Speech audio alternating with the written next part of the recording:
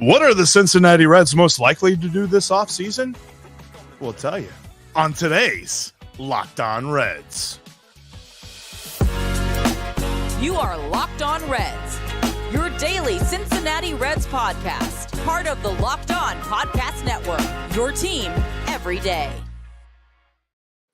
You are Locked On Reds, your daily source for all things Cincinnati Reds. I'm Stephen Offenbaker. He's Jeff Carr, and we love baseball. We love these Cincinnati Reds, and we have taken our love for the game, our love for the Reds, and we have turned all of that passion into information for you. Locked On Reds is part of the Locked On Podcast Network, your team every day. On today's Aloha Live Friday edition of the show, we are going to be talking about the offseason moves that we think the Reds are most likely to make. Not what we want them to do, not what we think they absolutely should do, but what we think is realistic that they're going to go out and do. We're also going to ask a really challenging question Jeff came up with for the second segment involving signing the youngsters versus going out and signing free agents. I'm not sure how that conversation is going to go, but it's going to be a fun one. And then, of course, we're going to take your questions and comments, our favorite part of the show. We're going to get into it right now. Before we do that, though, I want to tell you that today's episode is brought to you by Jase Medical. Empower yourself when you purchase a Jase case, providing you with a personal supply of 5 antibiotics that treat 50 plus infections. Get yours today at jasemedical.com. That's JASE medical.com. All right, Jeff, not what you want to have happen, not what you and I both know that they should do, but the most likely moves for the Reds this offseason. And the comment section has already been blown up about potential offseason moves. It's first and foremost on everybody's mind. Yeah, this is where we try to get inside the mind of Nick Krall. And honestly, he's been a bit vague this offseason because every time someone asks him about a specific area of the team and something that we all know the Reds really need. I mean, he's been asked poignantly about starting pitching. He's been asked poignantly about the bullpen. He's been asked about multiple different things. His answer to everything is, we are looking at everything to improve this team. There's not a move that he is leaving out. So it's a little bit harder this year. And the good news is they're going to be busy. I keep saying that. I keep believing that. I keep knowing that they're going to be busy. But what is it that they're most likely to do? I think the most likely outcome, the most likely thing to happen this offseason, Steve, is that there is a trade. The biggest move that the Reds will make this offseason, and the most likely thing to happen this offseason, is a trade. I think Nick Krall is adept at making deals that work for him. And really not necessarily in the vein of that guy in your fantasy league that you just know is going to absolutely get the best deal and work you over, and you're going to wonder what happened because you dealt with that guy. But he is going to come up with a deal that works for either both sides or slants slightly toward him. He is not going to take a deal just to get it. But I think that is how the Reds get their best player this offseason, and I think that is likely a starting pitcher. See, and I think this falls into your obsession with trading Jonathan India. Hashtag Jeff hates Jonathan India. I'm obsessed with trading anyone. If there's gonna be a trade, though, that's the starting point. I think. Yeah, I would be shocked if it's anybody else. Here's the problem with the Reds going out and making a trade right now: is that when the other GM picks up the phone, it's probably not India they're going to be asking for. It's going to be one of the other young guys that just hit the roster or are still waiting to make their debuts. We're talking about Arroyo. We're talking about Chase Petty. We're talking about guys that are still in the farm. Stewart, guys like that. Yeah. So it's going to be, I don't know that Nick would be trading from a position of strength. I think that, he has up to this point. I think that it's going to be a little bit more. He's going to have to finesse it a little bit more than he's had to in the past when it was just a fire sale around here. So I don't know if a trade is the single biggest thing. I think they actually know that they need to generate a little more goodwill with the fan base, and they need to make it really appear they're doing some things to take that next step, to hit that 2024 competition window. And I think that involves the most likely move that I think they're going to do, which is they're going to splash the bullpen with some talent. They're going to go out and get 2 or 3 guys because when you talk about free agent contracts, while the good ones aren't cheap, there are some really good above average pitchers in that free agent relief pool that the Reds can definitely afford, that they could go out and sign 2 or 3 of for the price of that one starter that everybody is salivating over, and really make a difference in the entire 2024 baseball season, not just once every 5th day, but having those arms available nearly every day to help this team get over the hump. I think that's the most likely move. Make no mistake about it. They have the financial flexibility to really check everything off their shopping list this offseason. I mean, they've got, we talked about this in an episode a few days ago, that the projected payroll, including arbitration and things like that, is still going to be well below $50 million.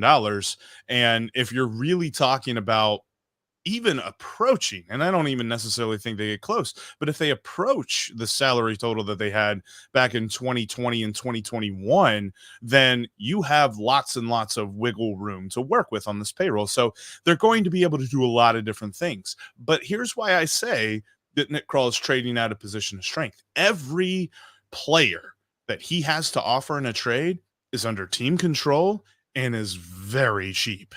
Every single player. There's not a player on this roster, even if he were to offer Hunter Green's contract is super cost effective when you're talking about a trade and whatever it is that you're looking for. And obviously Hunter Green for a starting pitcher doesn't make any sense whatsoever. So I'm just saying financially. But when you're looking at the guys that he has to offer, the glut of talent is in the infield, and the infield is all very cheap. So when you look at that, he can really take a phone call and just be like, look, I don't have to move any of these guys because none of them are taxing to my payroll. All of them have talent and can play in the field somewhere. I'm just looking to see if I can make my team the best possible version of it. That's why when I saw that rumor the other day about Jonathan India come up, there at the end of John Morosi's tweet, he said that the Reds are not motivated to move him right now. They don't have to be motivated to move anybody. But that's why I think they end up making a trade, because they're going to get a general manager to bite. He's going to get somebody to play ball with him. It's funny because you and I disagree on this, but we disagree for the same argument. I could take everything that you just said and say it again exactly the same way and say that's why they're not going to make a trade. They have young superstars that are cheap to fill all of the positions. There's a little bit of a surplus to cover injuries, and all they have to do now is go out and sign a couple free agents, and they're going to win this division. So for me, that's kind of why I don't fall into this line of there's going to be this big splash trade that, you know, and when I say that, I mean, I'm talking about a trade that requires a press conference. We haven't really had one of those in a while, where we needed everybody to gather around the old ballpark and have the jersey putting on ceremony. It's been a while. Giannis was the last one, wasn't he? He was. So for me, I think it's much more likely that it's much more likely that Nick Krall spends a little bit of this cash. We know the budget is set. We know that just to get to league average in payroll, he can spend $40-50 million. And that will go a long way to addressing outfield and bullpen, which are really the big glaring holes. I think the rest of the problems on this team, whether it's stability in the starting rotation, can be addressed with what you've got, plus the couple more guys that are coming. You know, is Rhett Lauder going to be ready at some point in time in 2024? Probably. Is Chase Petty going to be ready sometime in 2024? Probably. So, you know, in addition to the 6 guys now that are vying for 5 starting rotation spots, that's 2 more guys to put into the mix. So for me, it doesn't make sense to me to allocate $20 million a year to a guy that's going to play once every 5th day when you've got 7 other arms to fill those spots, and you can address all of these other holes without having to trade away any real talent and just spend a little money. That's fair. And I think that what we are getting at here is what's most likely to happen. The Reds are going to make some moves, and we're going to be busy this offseason talking about new Reds coming in. But I think that Nick Krall has lots of different options and lots of different tools available for him to do that. Steve, with all of this talk and what are the Reds going to do, there's an interesting discussion topic, and I'm curious of your response. And quite frankly, I don't have a strong feeling on this, but I'm curious what the folks in the comments section here on this live Aloha edition of the podcast have to think about this. Because would you lock up the infield for a while or check off the offseason shopping list? We're going to discuss which one we would choose coming up next. Before we do that, I want to tell you about today's sponsor, and that is Jase Medical. We spend a lot of time talking together, you and I, whether it's talking about, getting fired up over wins and losses and who's going to start and who's going to sit, who's getting traded, who's getting signed. I'm thankful for that connection that we have. And today, I want our chat to be a little bit more personal. Whether you're on extended travel, bracing for a major weather event, or limited by yet another supply shortage, you're covered. Thanks to our partners, Jase Medical, life-saving antibiotics and a long list of daily medications can be ordered in a 1-year supply. Even ED generics for Cialis and Viagra can be ordered as well. Go online right now at jasemedical.com to receive your 12-month supply of your daily medication. Remember, you use the promo code LOCKEDON at checkout for a discount as well. A verified customer had this to say about Jase. I'm thankful for this service. Quote, supply chain issues caused me to cut pills in half. I ordered most of my daily meds with a year's supply. I also ordered an antibiotics kit. I feel secure now. Prices are lower than the pharmacies, and I highly recommend this for everyone. Unquote. If you or someone you love would get peace of mind from having a year's supply of any of their daily medications, go to jasemedical.com right now and see if it's offered for you. Remember, use the promo code LOCKEDON for $20 off your purchase. Thanks as always for making Locked On Reds your first listen every single day. And thanks for joining us here on this live Aloha edition of the podcast, live Aloha Friday. We always love trying to do a live Friday every Friday throughout the off season. Sometimes things get in the way, whether it be life, whether it be just the seasonal allergies attacking the heck out of me, whatever it might be.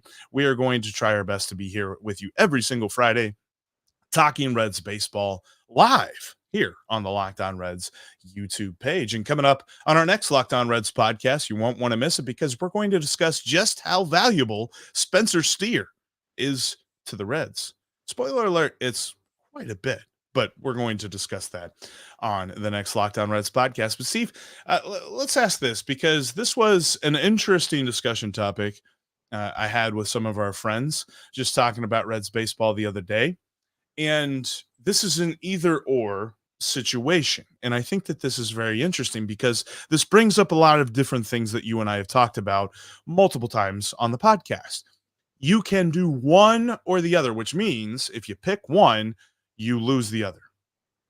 You can either do this, number one, sign all of the young infielders. So we're talking about Ellie De La Cruz. We're talking about Matt McLain, CES, and Noelvi Marte. And heck, you know what? Let's throw Spencer Steer in there as well. All 5 of those guys for the next 8 years. You can do that. Or you can check off all the to-do boxes for the offseason. But you can only pick one. Ugh. When you pitched this earlier, it perplexed me, and I remain perplexed at what the right answer is to do this. I think at the end of the day, I would be, I don't know. I think the right answer is to lock up this infield. That feels like the right answer because the Reds were a winning team with these guys as rookies. They're going to get better. There's going to be more wins. We've got more reinforcements in the minor leagues. The starting pitchers not involved in this conversation can be flipped and traded to restock and revamp the pitching. I think as I talk it out now, I'm talking myself more and more and more into locking everybody up for 8 years and hope, like Dusty, that my gut will lead me in the right direction to fix the rest of the problems. I think that's where I'm going, Jeff. I think I'm saying that I would rather lock up all those cats for 8 seasons with the peripheral that I know exists to fill in the blanks versus going out and signing some guys. See, and this is an interesting conundrum for me because as I look at this question, this seems like a scenario that the Reds had play early in 2010, in 2011, and 2012. because they had this awesome first baseman from up north of the border that could hit the ball like a madman.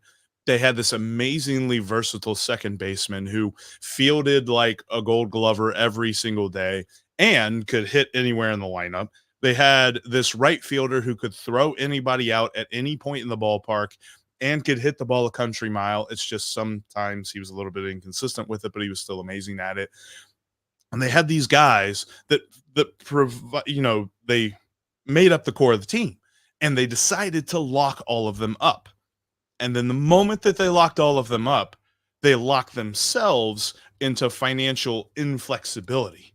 And then they had holes in the bullpen and in the outfield and in different spots of the team. And they were forced to fill them with strange trades and weird signings. And sure, they got Jonathan Broxton and they got Marlon Byrd and Ryan Ludwig and things like this.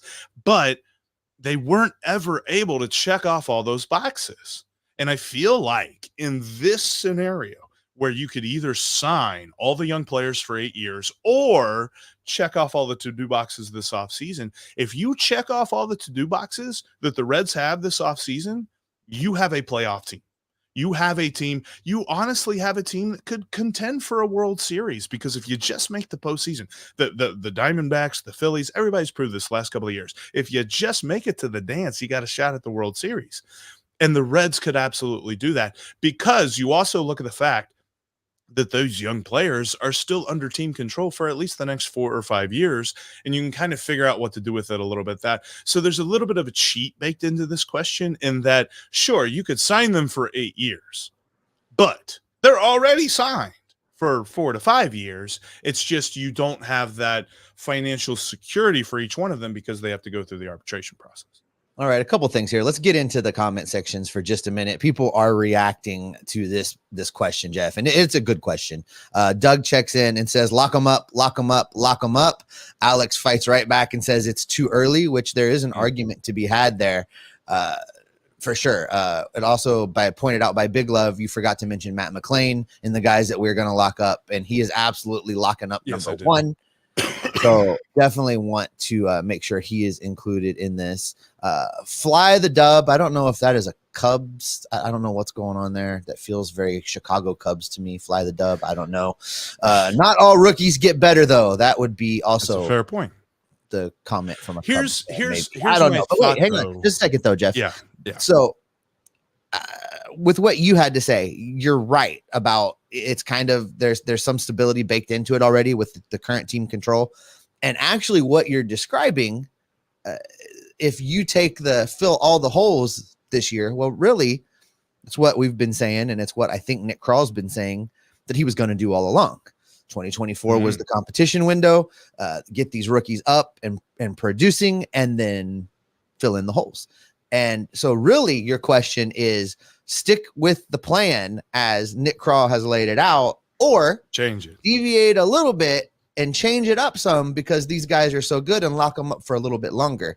Remember when we talked about Nick Krall's plan, when we talked about that press conference where he kind of laid out his vision for what he was going to do, it was going to mean that we were going to have to operate differently here in Cincinnati than we always have. We were going to have to stop getting attached to every single player that shows up and does good. We were going to have to stop with having the expectation of having all of these career Reds that are wearing the uniform for years and years and years and years and years. And we were going to have to get more used to models such as what they do in Tampa, which is churn that roster, bringing in more and more and more talent.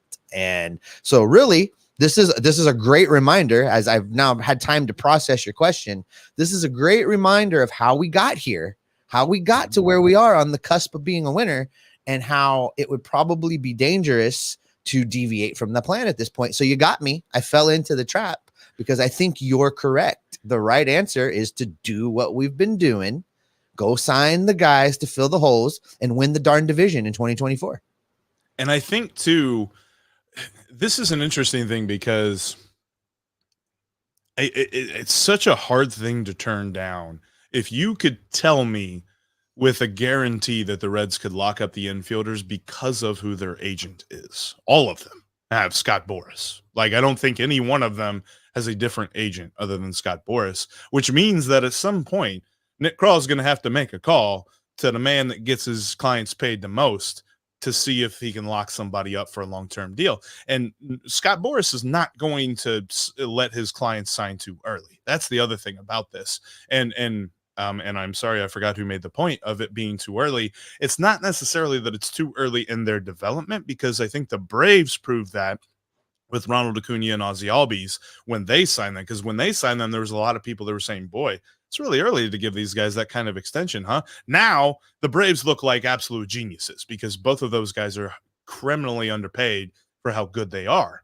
And when you look at how this team could develop, if you could sign them early enough, I think that's the best way to do it. I just don't think Scott Boras is going to have the appetite for that, because he knows how to get his clients paid, and he knows that his clients aren't going to get paid if they're signing a contract extension the first year or two into their careers. So I think that's a hard thing to pass up, but I still look at this and say, if you go out and you get 2 or 3 bullpen guys, you get a starting pitcher, you get an outfielder, you check off all the boxes, this team's going to roll into next year. And by the way, we haven't even mentioned the fact that it looks like Milwaukee is like this close to blowing it up.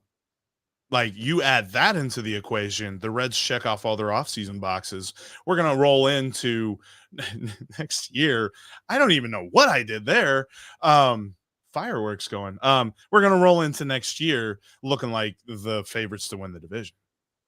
Yeah, I think what we see on paper right now is a 2-horse race between the Reds and the Cubs, and depending on what the Cardinals do, they could be in the mix as well. I think that's really what we're talking about for this division next season. And I know this offseason is just getting started.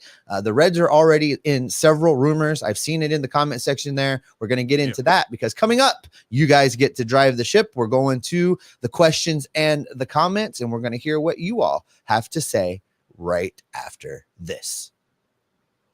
You can follow us in between episodes. You can follow Jeff and I on X. See the little updated graphics there on the YouTube screen. You can follow Jeff at Jeff Carr. That's Jeff with 3 Fs. And you can follow me at S Offenbaker with 2 Fs. You can also follow the show at Locked On Reds. Also, get over to our Discord server, join the community. Lots of great baseball conversation there, and several other off-topic channels. There's a little something for everybody. There's gaming, there's Bengals, there's all kinds of stuff over there. It's a lot of fun. I've had a great time last season talking baseball every day with those folks. Going to be a lot of off-season conversation there, and can't wait to have everybody around talking baseball in 2024. All right, Jeff. It is time for our favorite part of the show, where we're going to do the Q&A. So let's start with a question that I saw way back earlier. I'm not going to go all the way back in the list to get it, but the gist of it is this: what relief pitchers are we interested in the Reds going and getting? What relief pitchers are available? Yeah, shout out to Doug McMenamin. I believe I said that right. Sorry, Doug, if I didn't. Sonny Gray didn't really want to leave Cincy, and DJ reunion could work. I'm worried about getting quality relievers. Do you guys have any targets in mind? And he was responding. There was a Sonny Gray conversation in the comments earlier there. But yeah, the quality relief pitchers, Doug, start for me with Nick Martinez. He pitched with San Diego last year. Actually, last couple of years, I believe. Very good setup man for them. If you go look at his numbers, the numbers that everybody loves, first and foremost, the ERA is going to jump off the page at you. But what really jumps off the page at me is he keeps the ball on the ground. He does a very good job. I believe his ground ball rate was greater than 50%. The Reds as a team had a worse than 40% ground ball rate in the worst ballpark, like other than Coors Field, to give up a fly ball. The Reds were terrible at giving up fly balls. That is a statistical improvement that the entire pitching staff needs to work on this offseason.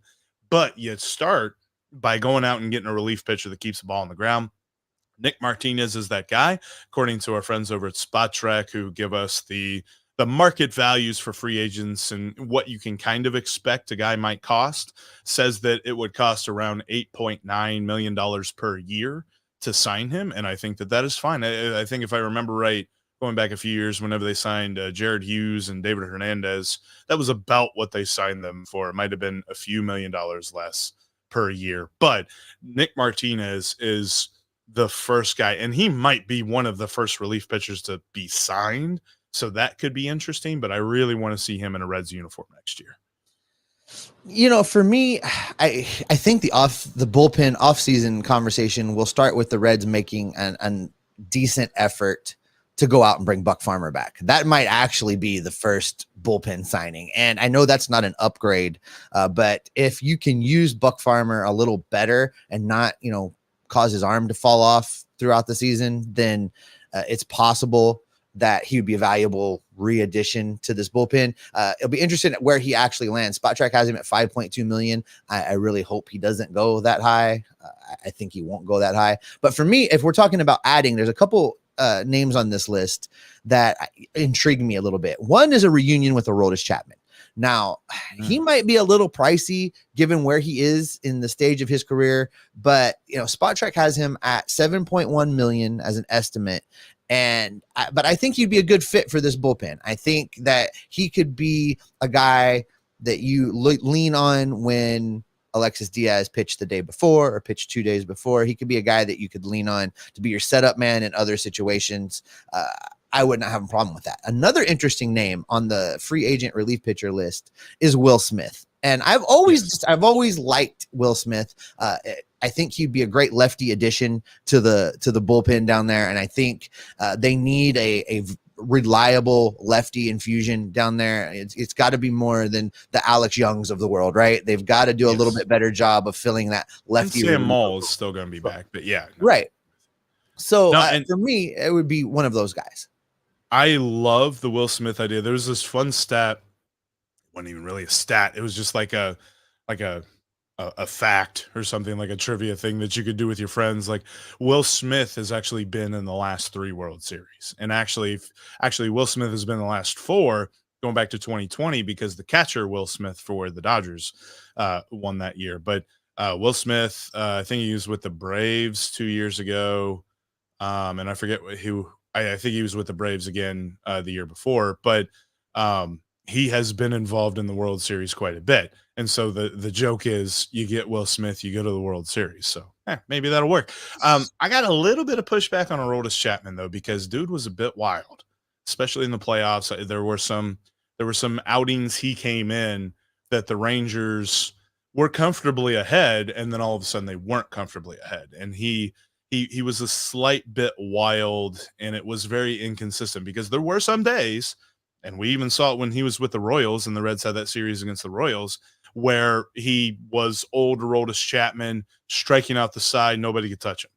But I think as he has gotten to this point in his career, you remember whenever he was a Red, there were just some days that almost immediately you could tell he was blowing the save. It just did not matter. He wasn't going to throw a strike or he was going to throw a billion home runs. It was just some kind of blow up. It seems like he's having a lot more of those blow ups here recently. Now he still has decent numbers to kind of mellow out those blow ups, but I don't know. Like I think, and maybe that's just part of the whole relief pitching is a fickle thing conversation, but he's not a guy that I think would be on my first tier of free agent desires. Well, maybe they should just take all their money and sign Josh Hader. Let's just do that. What if we just did that? I mean, think about the trickle down of that, though. And yes, they need to infuse this bullpen with more talent. But like you have Josh Hader and Alexis Diaz at the top of your bullpen, then you kind of trickle everybody down a little bit. Lucas Sims, Ian Gibaut, everybody kind of takes a step down a little bit. They actually, Chris Ayers says Hader would probably bring in 17 to 20 million, and that's about what Spot Track has him at. I mean, he may even sign for more than that because of his demand. So I think it'll be intriguing to me. If you bring him in, you're probably talking about going and getting Buck Farmer then to bring him back. And then maybe, I don't know, a league minimum type signing right on top of that. But that would be intriguing. I mean, that would be a press conference worth of you signing. For sure. All right, let's move off the pitching a little bit. Let's talk about some position players, specifically outfield. And this keeps coming up. So I wanted to go down this lane because it keeps popping up. And let's just dig into it for a second. Scott Gamble checks in. Hey, Scott, how you doing? Asks, how about a reunion with Nick Castellanos? I don't know. I don't know. I mean, I think there's this nostalgia feel good there of a guy we loved, but I mean, I don't know. It's a heart and brain type deal, isn't it? Like, yeah. I mean, your heart says yes. Your heart says 1,000% yes. I would love it. And honestly, if they did it, I wouldn't hate it. But there's a thought process. There's a brain thought process here that if the Reds are going to add positional talent, especially in the outfield, they need to be good defensively. Castellanos, listen, he gets a raw deal. He's worked on his defense. He's better in the outfield than he's probably ever been. But I think Austin nails this. Reuniting with Castellanos in India would be super cool, but probably not worth what you'd have to give up to make it happen. I mean, it'd be Edwin Arroyo. I think that's how I feel about it. It would be. I think that's probably where the conversation starts if we're going to talk about, guys that aren't already on the active roster. So for me, I think it's cost prohibitive. Because think about this too. Like, I don't know how available these guys are. We've heard reports that the Padres are going through the offseason and holding on to Juan Soto. But if Juan Soto is available, or if Luis Robert for the White Sox is available, and you could package Edwin Arroyo in there with a couple of other top prospects and go get those guys, I would rather have those guys than I would Castellanos. And I love Casty. Casty is one of my favorite all-time Reds that I've ever watched. But I look at this and I say, if there are other options available, I'd rather them go seek those guys out. All right. Greg checks in, says he's seen a lot of rumors of the Reds going after Candelario. We talked about this a little off air. We should probably talk about it on air, Jeff. You want to go first? Yeah, this one puzzles me, Steve. He's talented. He's fine. He hits the ball well. Cubs fans love them. If you listen to any of our pals over at Locked On Cubs, any of their episodes, they absolutely loved Candelario after they traded for him. He's a solid bat. Here's the thing, though. He's a solid defender at corner infield. How many corner infielders do we need? How many corner infielders can we play? Well, we know the answer for sure is 2.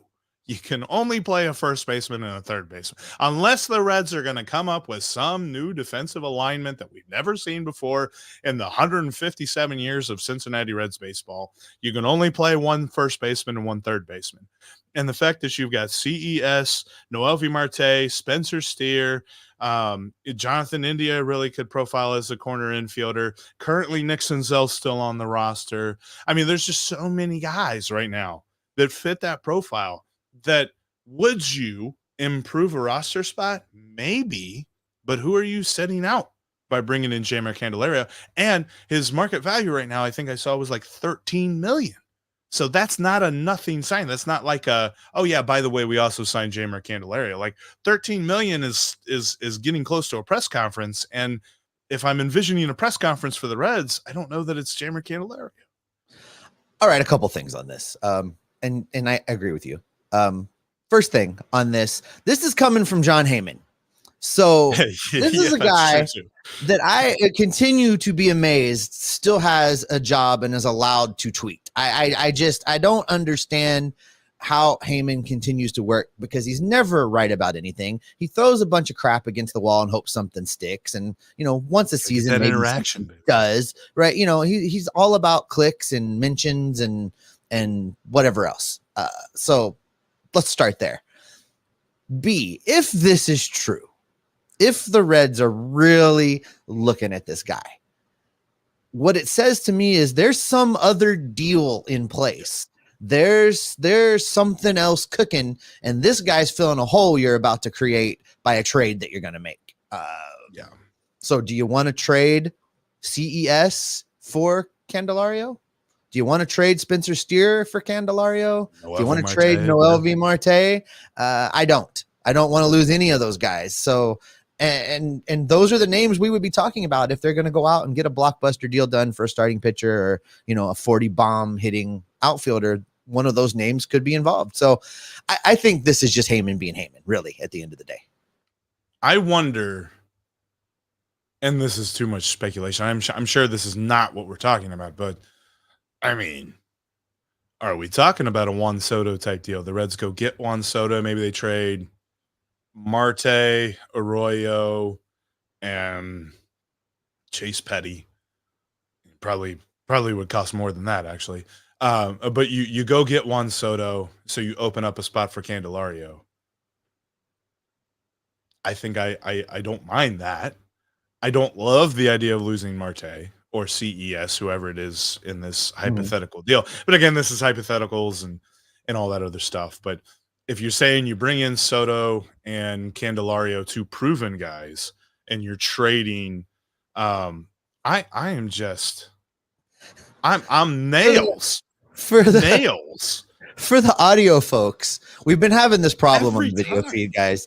We think it's an iOS thing with Apple, but there's know how to certain turn it hand off. gestures that are resulting in graphics that are beyond our control, And they're we've usually learned very how we do untimely. It's like the Castellanos effect. Like, we figured out how to get a thumbs up to appear on the screen most of the time. I know how to get the fireworks when we need them. Know how to get the balloons, but apparently we just talk with our But it hands just too keeps- much because it we just do keeps it at happening. random. So I don't We do know. it at I random, don't but know. I think there's a good spot, by the way, speaking of our audio folks, to drop off our audio folks. We have a lot more Q&A to come, so please don't drop off here the live section, but we want to say goodbye to our audio folks. There will be a bonus Q&A that we will add into the audio feed a little bit later on. Thanks so much for listening to this episode of Locked On Reds, though. Coming up on the next episode, we will be talking about the value of one Spencer, and I need to figure out his middle name, Steer, to the Cincinnati Reds as we move along, because he was quite good in 2023. That's coming up on the next Locked On Reds.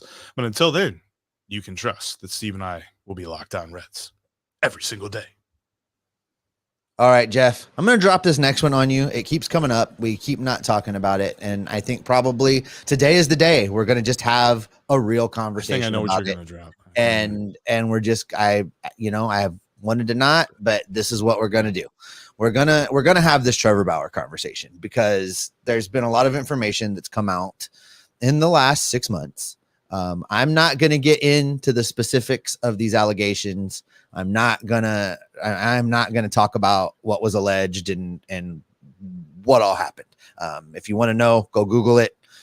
It's pretty graphic details. It is what it is. But at the end of the day, after the whole thing has played out, Trevor Bauer has not been charged with a crime.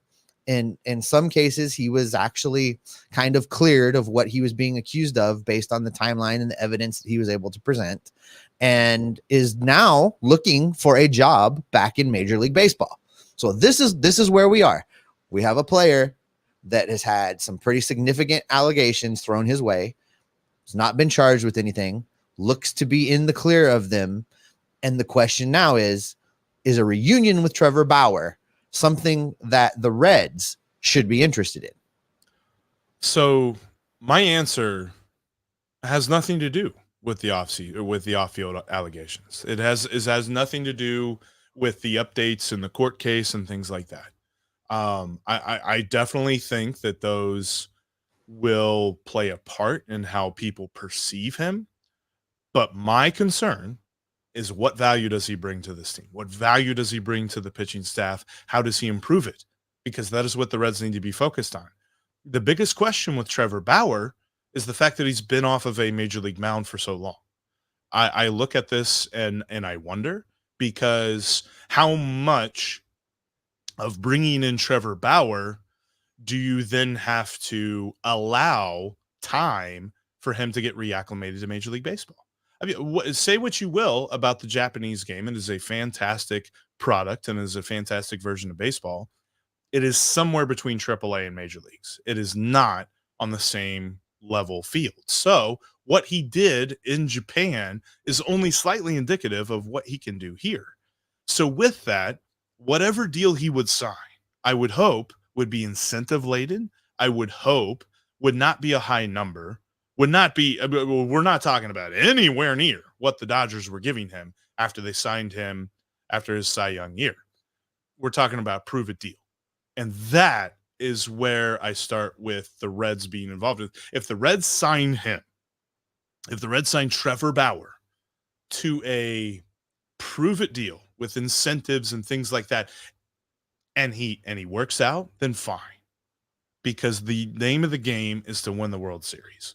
Say what you will about morality and employing players and things like that. Players like Marcell Ozuna, players like Aroldis Chapman have been Major League Baseball players for years. It is about what you can bring to the field, and that for me is where the biggest question lies with Trevor Bauer. That's all a great argument, and you know, I mostly agree with you. I think, you know, it's interesting. Branch Brown checks in. He says, I don't want the clubhouse distraction that he would likely be. But, you know, then you get the other side of it that, you know, Chris says Bauer won't be a distraction. Winning games solves all that. And I think both of those things can be true. There is a potential that Bauer would be a huge distraction, both for his non off-field antics self, not involving any of that. His just normal everyday baseball routine is a bit of a distraction, and his quirkiness and his routines and the things that he does always draws attention, always siphons focus away from where it should be, which is on the team. Then you've got the off-field stuff that you add in on top of that will be, and listen, make no mistake, it will be a thing. Whether he's been completely exonerated, he could produce a tape of his accuser saying that it was all made up, I'm sorry, mea culpa, and people would still be using it as a side distraction. It would still be a thing.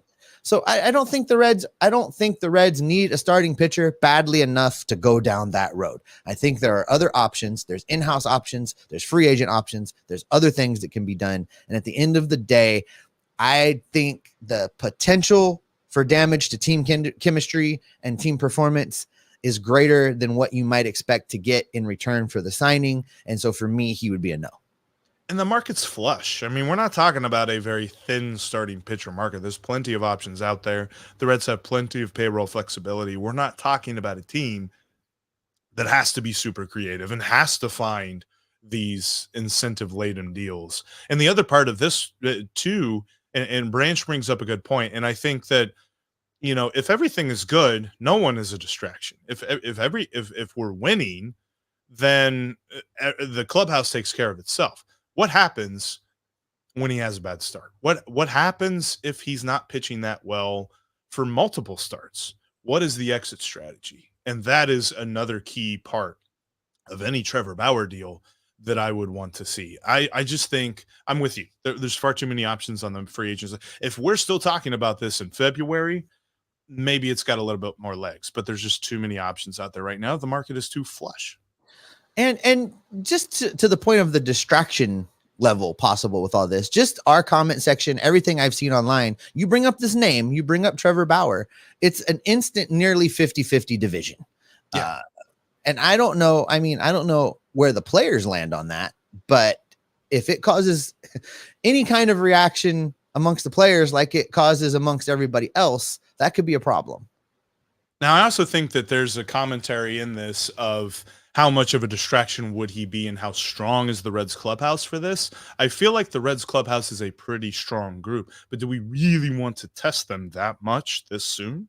That's another question to be asked as well, because I think Matt McClain, Jonathan India, Spencer Steer, I think those guys have a very good handle on the chemistry of the team and how to kind of lead the team forward. But then, you know, how much will you be testing them with this signing? That's not a yes or no question. And that's not a question that every single day has the same answer, because that changes. So I think I'm on the leaning no for this kind of deal.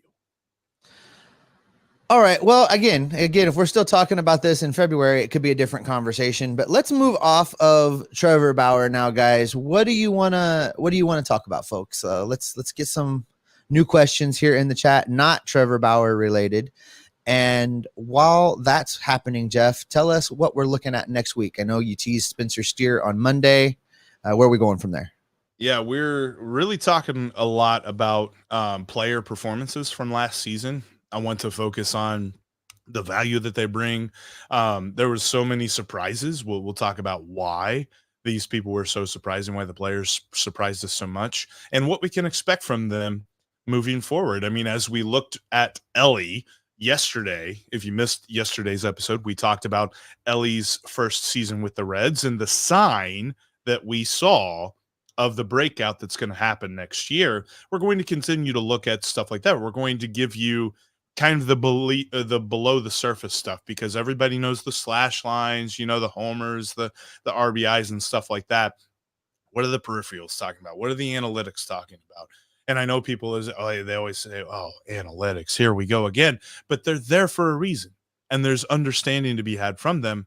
That's why you come to us, because we will give you the understanding that we have gleaned from the analytics. All right, Jeff, this next one, we kind of touched on this earlier in the week. I think, I don't know, my week's a blur with the traveling, but I think we talked about this a little bit, and that was Nick Senzel. I found it really curious that his name was included in the group of names when Nick Krall had his Zoom press conference discussing not picking up Joey Votto's option. Jared checks in and says that Senzel's a good bench bat, crushes lefties, above average speed, and needs to work on his defense a little bit. It's a pretty good assessment of Nick Senzel, I think. It leads me to this question that I want to ask you. If you had asked me 2 weeks ago, I would have told you there is 0% chance that Nick Senzel is going to be with this team in 2024. Jase Barrero is going to be the 2024 version of Nick Senzel, the guy getting the roster spot to try and prove it or figure it out or whatnot.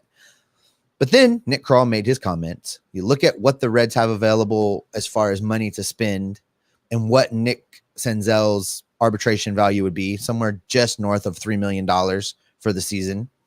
And it all starts to line up where, well, if you can't go out and get a big everyday right-handed bat for the outfield, maybe you want to take a $3 million flyer on Nick Senzel and keep him around to platoon with either Fraley or Benson.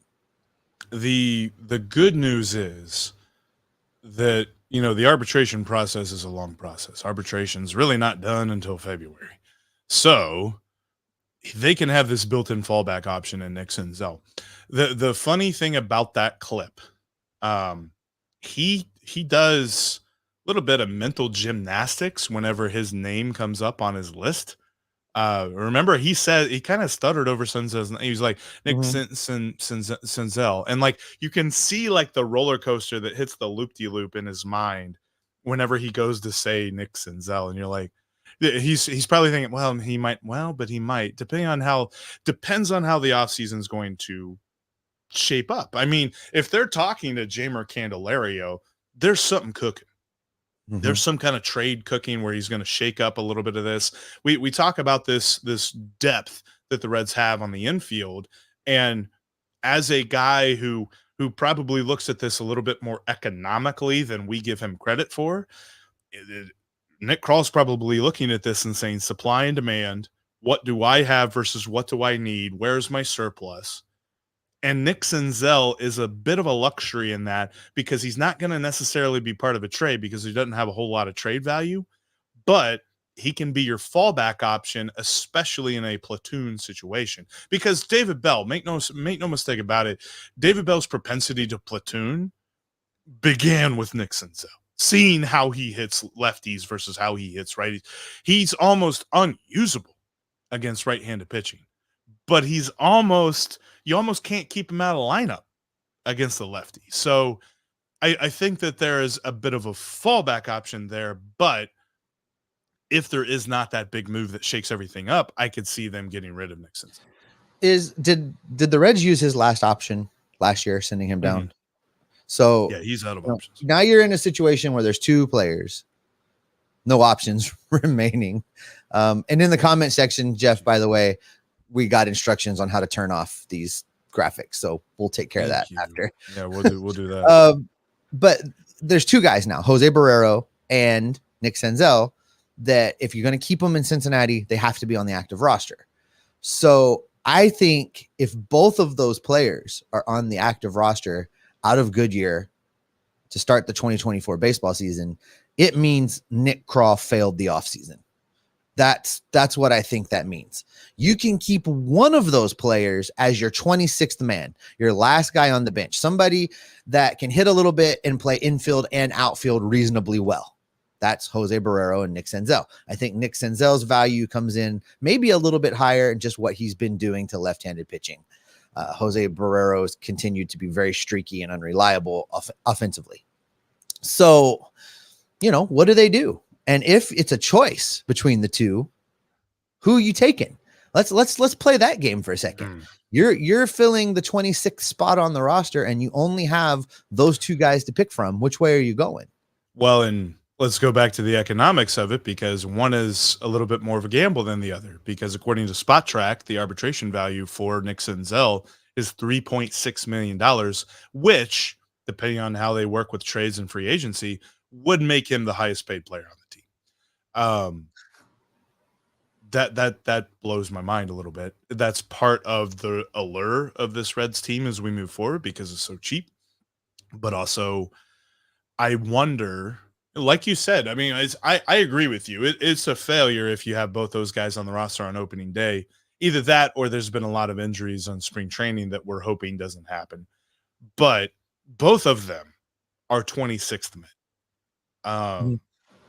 You can tell me that the value that Nick Senzel has against lefties is very high and makes him lucrative, but I don't think so. There's so many platoon options out there on the waiver wire, let alone on the free agents list, let alone for trade, let alone in the Reds farm system.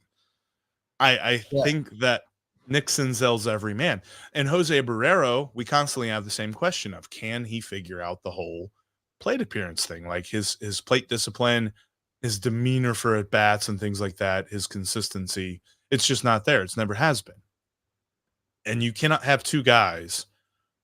You can't have two 26th men. So I think if everything is equal, and depending on how the roster moves, they get rid of Nick Senzel on non-tender day, which, coincidentally enough, is coming up next week, because you have to get ready for the 40-man roster crunch.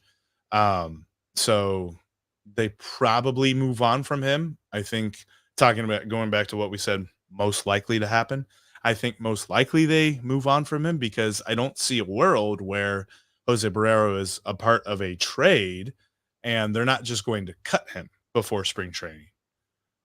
Yeah, that's how I see it too, Jeff. I think Nick Senzel could benefit from a change of scenery at this point. Also, I think there's a lot of history there. I mean, they were ready to give up on him last year, if you recall. They sent him down. Yeah. They were bringing up everybody else, before they brought Nick back, and he only managed to get back because of injury. So I think he will be gone.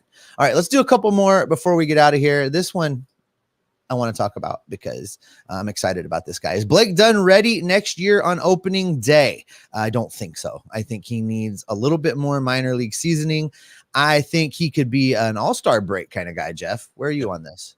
I agree with that. And I think that, Nick Krall made a statement about guys working their way into their early call-ups. Like he originally had Matt McClain picked as more of like a July call-up, and then he played himself into a May call-up. He really didn't even have Noel Marte as a call-up, and then he ended up getting called up in August. And part of that, I think, was roster necessity, but also part was their performances. Blake Dunn has a really good shot to play himself into like a May or June call-up, but I don't envision him winning a spot out of spring training. Yeah, I think I think if that happens, I don't know. I don't even know if he could put up enough spring training numbers to say he would find a roster spot. But if he made it, I think it would say more about like there's been a bunch of injuries. There's a big problem in the outfield if he's on the opening day roster in 2020. Based on the different scouting profiles and things that I've heard about Blake Dunn, let's do this. Let's compare this. Would you rather, if you have to choose one, and I don't think he's on the opening day roster, but would you rather have Stuart Fairchild or Blake Dunn? Knowing what we know about Stuart Fairchild and knowing what we don't know about Blake Dunn. And if I have to take one of those two guys, I take Blake Dunn. Tremendous upside. We know who Stuart Fairchild is. He's a 4A guy. Stuart Fairchild, he's a great guy to have around. Don't get me wrong. I don't want to be hating on Stuart. Right. No, and that's not what I'm. Yeah. But yeah, if you're picking one or the other, I take Blake Dunn over Stuart Fairchild. All right, let's do one more, Jeff, and we'll stick with some minor league guys. Better question from Chris. He says, better question, is Rhys Hines ready before we start talking about Blake Dunn? He is not ready. And I don't know if he's going to get ready. But he's going to be, they're going to add him to the 40-man roster because he is Rule 5 eligible this offseason. So he will be added to the 40-man. So they are going to have a little bit different of a microscope kind of focused on him to be like, are you ready to be called up? But I mean, you're talking about a dude who makes Ellie look like he strikes out not that much, like Rhys Hines. Well, but to be fair, Rhys started to show some signs of figuring some things out last season. Yeah. He had moments. We may be guilty of doing that thing we do with these prospects. We think they're all going to be, future Hall of Famers. And then when they struggle, we think they're busts, but maybe somewhere in the middle is the truth. And Rhys power potential is fantastic. Yeah, but yeah. Rhys could still figure things out. I don't know that he's somebody that we should in any way, shape, or form be counting on to make an appearance in 2024. I think he's still got a lot of work to do. Rhys Hines or Blake Dunn debuts first. Blake Dunn. Yeah. Yeah. I think that's why we talked about him. I think that's why I think that's close.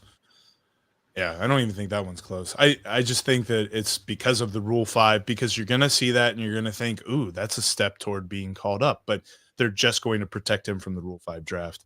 He might be the reason, and there's not going to be like a press release that says the Reds add Rhys Hines to the 40-man roster, and because of that, they cut Nick Senzel. But there'll probably be a little bit of a correlation there.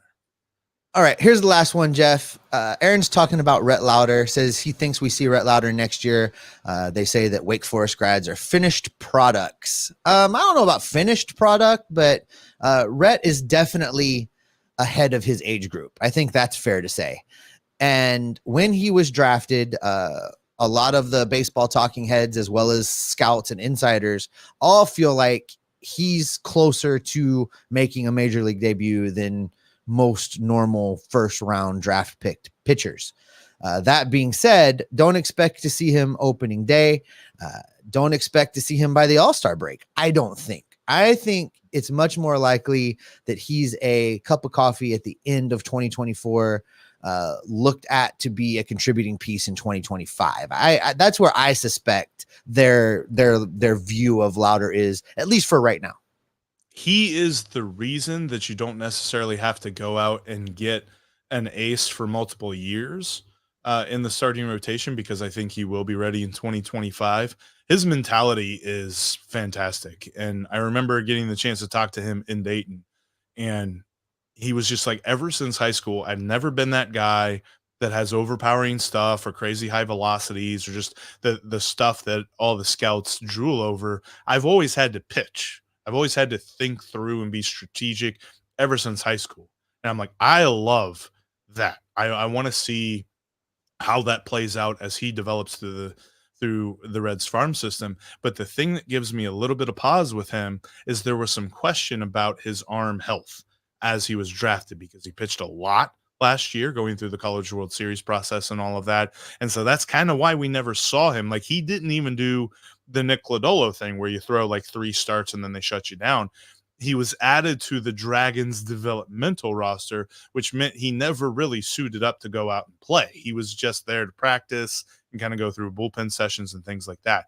So I think there was a little bit of caution that they were treating his arm with. I'll be interested to see what he does this spring training. Is he on the big league spring training roster? Is he on the minor league spring training roster? That will tell us a lot about how close he is to the major leagues. But I tend to agree with you. I think if we see him at all, it's going to be for like a couple of starts in September, maybe even just 1 or 2 starts in September.